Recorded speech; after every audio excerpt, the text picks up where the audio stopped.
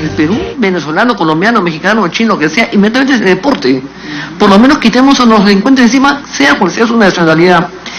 El ingreso creo que tiene que ser de todas maneras o con visa, o con pasaporte, o con visa de trabajo, pero con una tarjeta de identificación que sepamos de qué se trata. Lo otro es, en mayo de 2018,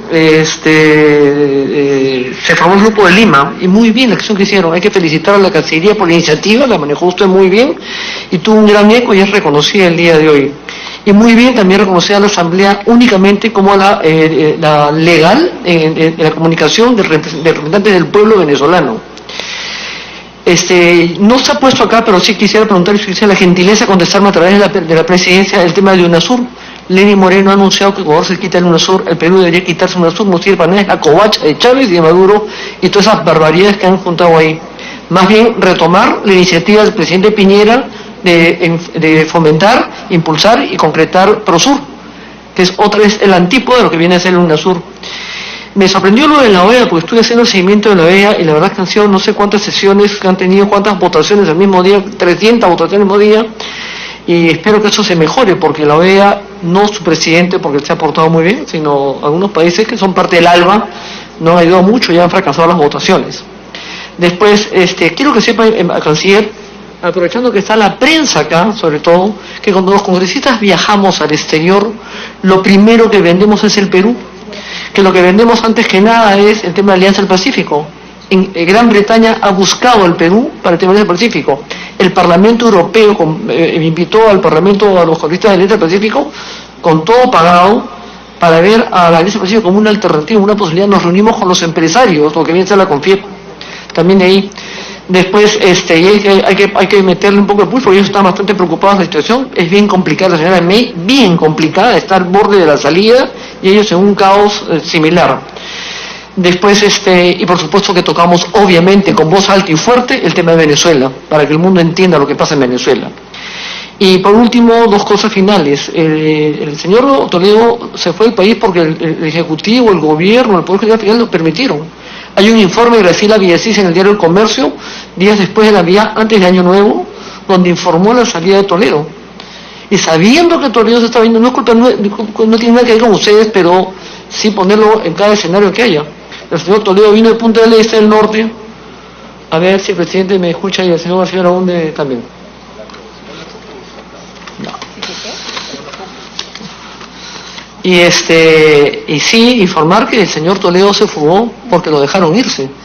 Entonces la extradición va a costar trabajo. Hubo una entrevista en Cuarto Poder, en Canal 4, donde lo entrevistó Augusto Sonda y donde tanto Pablo Sánchez como Hamilton Castro dijeron que el expediente lo tenían para fines de ese año. Estamos hablando del año 2018, del 2017. Nunca hubo ningún expediente, el expediente recién acaba de salir. O sea, en mayo. Entonces, alguien mintió en el Perú, alguien le facilitó la salida. Esa extradición va a costar muchísimo tiempo.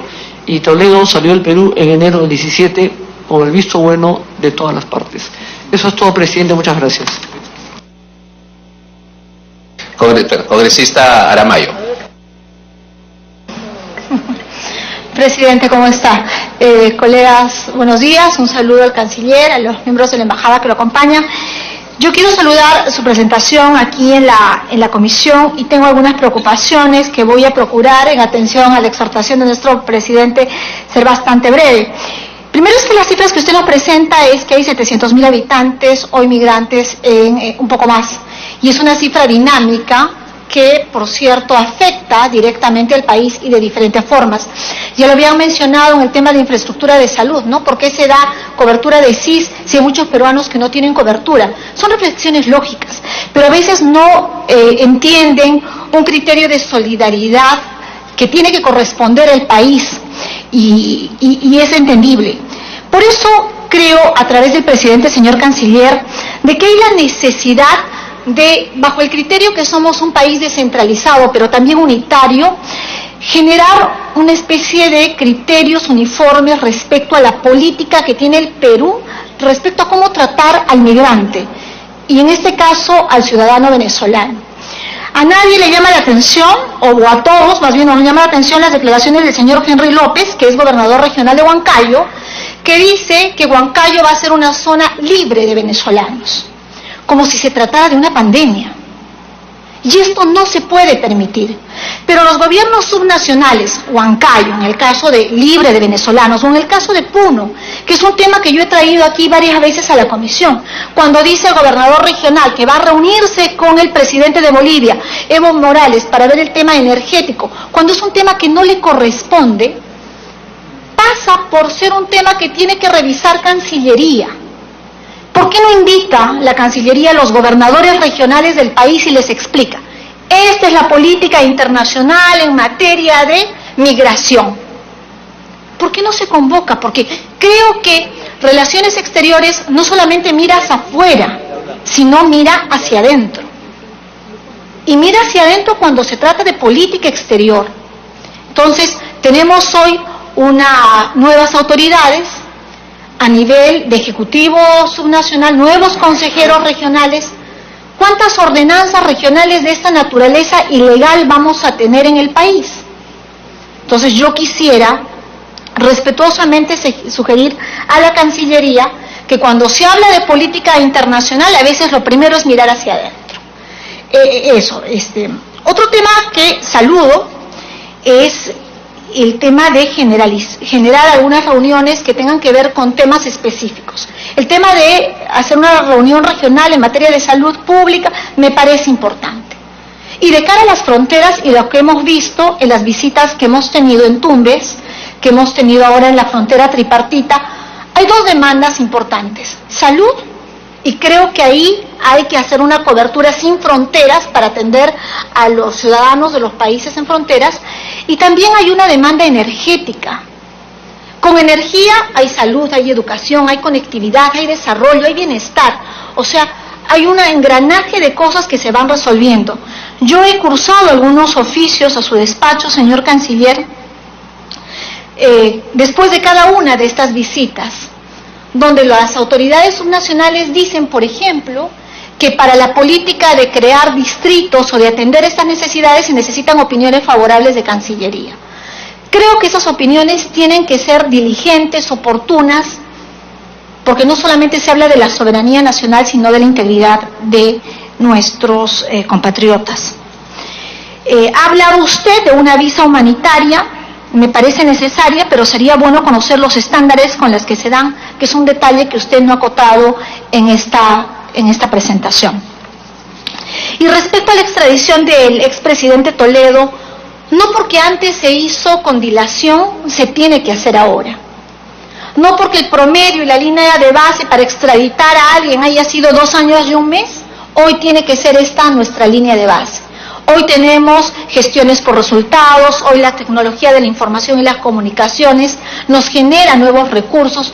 No porque antes se demoró tanto en traer a la gente, hoy tiene que ser nuestro estándar, señor Canciller, a través de la Presidencia. Creo que la indignación colectiva de ver el halo de impunidad y el trato diferente que se da a gente que hoy, o que fue gobierno antes y a la que no se le toca hoy, debería ser suficiente motivación para traerlos. Muchas gracias, señor presidente. Gracias, canciller. Gracias. Vamos a continuar con la congresista Chacón. Gracias, presidente. Primero que nada, saludar al canciller y a todos los miembros del cuerpo diplomático que lo acompañan el día de hoy, y saludar y felicitar la política exterior que tiene Cancillería y por supuesto el gobierno, con el apoyo desde siempre de Fuerza Popular en cuanto a lo que se ha venido haciendo a favor de los hermanos venezolanos. Una lucha que nosotros venimos teniendo en este Parlamento no de hoy, sino desde el gobierno pasado, cuando muchos miraban de costado, y lamentablemente hoy algunos también lo siguen haciendo, lo cual es realmente lamentable. Dicho esto, señor presidente, creo que hay que tomar medidas concretas.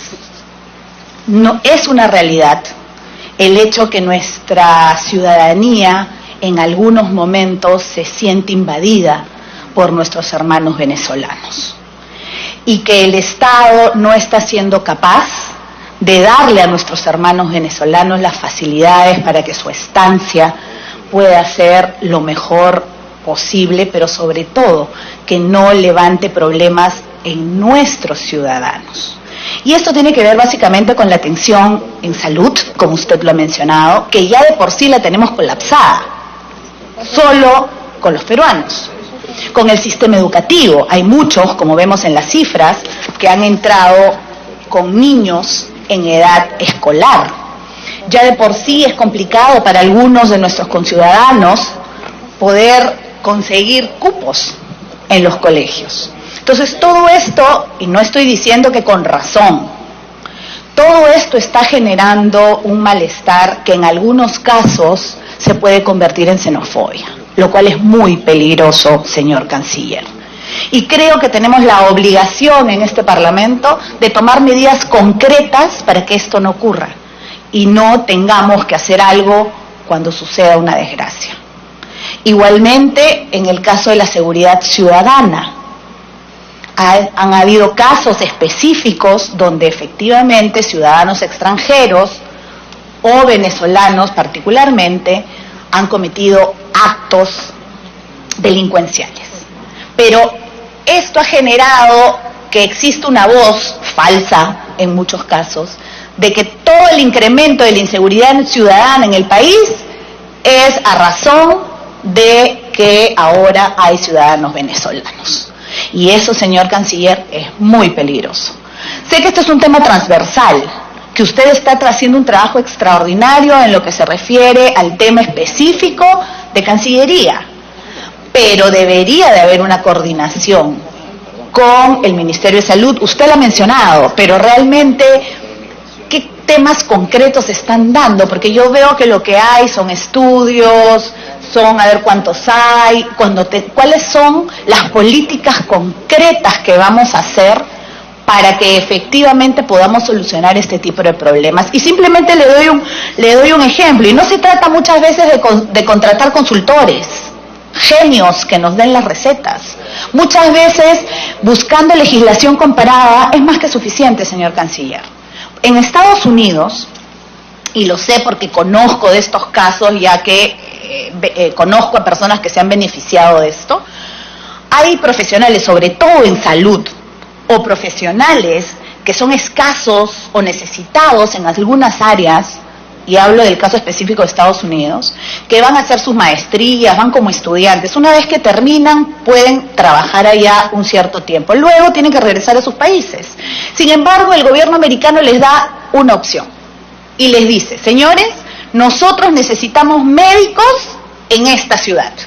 Una ciudad alejada, básicamente ciudades de frontera, dice la ley, donde si es que van a trabajar a esos lugares donde el Estado se los permite, porque no hay peruanos lamentablemente que quieran ir a esos sitios, porque aquí luego van a decir: no, están yendo en contra de los médicos o de los profesores. No, lamentablemente, señor canciller, y lo hemos vivido en muchas ocasiones, se han construido muchos hospitales que no tienen médicos.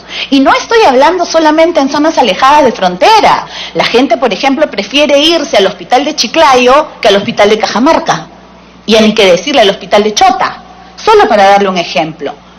Igual pasa con los profesores. Los profesores a veces no quieren ir a estos pueblos alejados.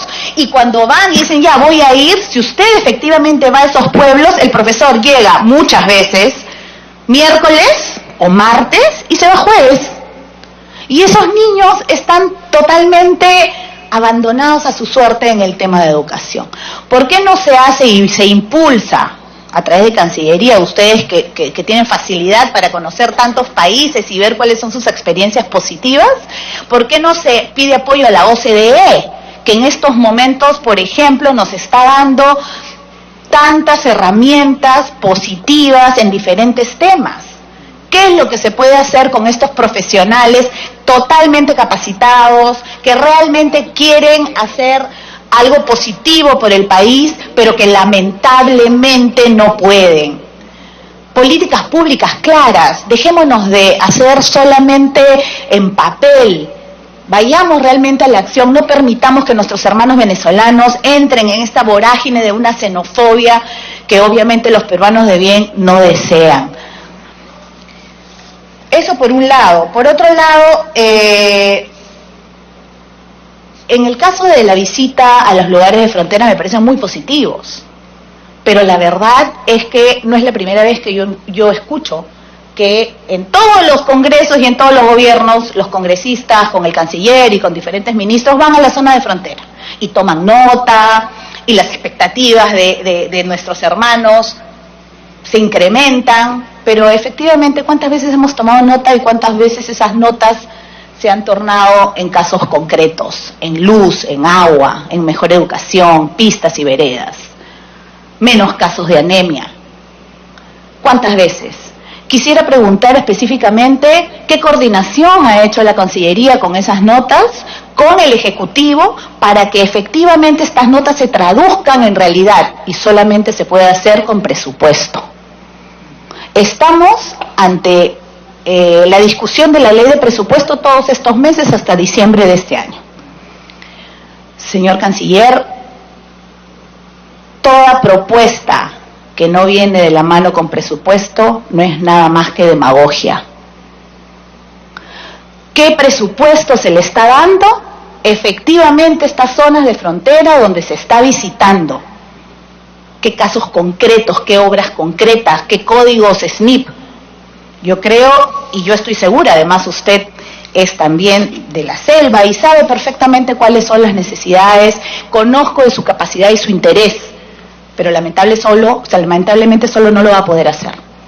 ¿Qué coordinaciones están haciendo y qué compromiso real tiene el Ejecutivo con estas zonas de frontera a través de presupuesto? Podría seguir diciendo más cosas, voy a terminar porque si no acá la congresista Alcorta me está tomando el tiempo. Saludo y felicito, insisto una vez más, todos los esfuerzos que hace nuestro país para ayudar a nuestros hermanos venezolanos y derrocar al dictador Maduro. Sin embargo, señor Canciller, creo que, o mejor dicho, el primer caso contra Maduro en La Haya fue introducido el 7 de abril del 2014 por 198 legisladores de 8 países latinoamericanos y españoles, que pedimos investigar la represión masiva, generalizada y sistemática contra la protesta pacífica y desarmada en Venezuela. Esto fue en el año 2014. Yo fui junto con una diputada argentina y un diputado boliviano, los primeros que viajamos a La Haya para hacer esta denuncia, consiguiendo firmas de muchos diputados y senadores de diferentes países que creían en ese momento, en el 2014, cuando todavía no todos se habían puesto de pie en contra de Venezuela. Y lamentablemente La Haya es muy lenta. Es más lenta que nuestro Poder Judicial, tal vez, con eso le digo todo. 2014 y aún ya asumieron la denuncia, etcétera, etcétera. Pero acá le voy a hacer una ayuda a memoria porque usted tiene muchas más posibilidades de hacerle un seguimiento y aquí le entrego la ayuda a memoria sobre esta denuncia, porque aquí de lo que se trata no es quién fue primero, quién fue después, sino que todas estas denuncias realmente lleguen a buen puerto y efectivamente veamos tras las rejas a Maduro, al dictador, y no tenga rincón donde se pueda esconder por todos los asesinatos que ha realizado y las desgracias en las que ha sumido al pueblo venezolano. Gracias, presidente. Gracias a usted, congresista Chacón. La congresista Mercedes Arauz. Muchísimas gracias, presidente. Saludo también al canciller Pupolicio y al vicecanciller Hugo Becela, al que además quiero felicitar públicamente por su nombramiento como embajador en Estados Unidos y desearle el mayor de los éxitos. Comparto la opinión de la congresista Chacón. El proceso de migración ha sido muy abrupto, para darle un nombre. 700.000 personas en un año y medio es demasiado para manejarlo y es necesario darle un proceso migratorio ordenado y que resulte productivo para el país. Hay que reconocer también que estamos teniendo una migración de gente que es relativamente bien educada, calificada en muchos casos, y que podrían ser bastante bien aprovechadas por nuestro país. según las cifras que conversé con el embajador Carlos Escul, el porcentaje es más que el 50% de personas que tienen niveles de calificación alto. Una recomendación importante, yo creo, porque hay que aprovechar en este caso, la llegada de cerebros, digamos, en vez de salida de cerebros al país, es realmente convertir eso en una posibilidad que aumente la productividad de nuestro país. Y, de hecho, la idea que ha presentado mi colega, la congresista Chacón, es bastante buena, señor presidente, porque ahí es donde tenemos que dar la oportunidad de aprovechar. El que, por ejemplo, en zonas donde no tenemos médicos, donde no hay enfermeras o técnicos de salud, podamos tener a estas personas trabajando.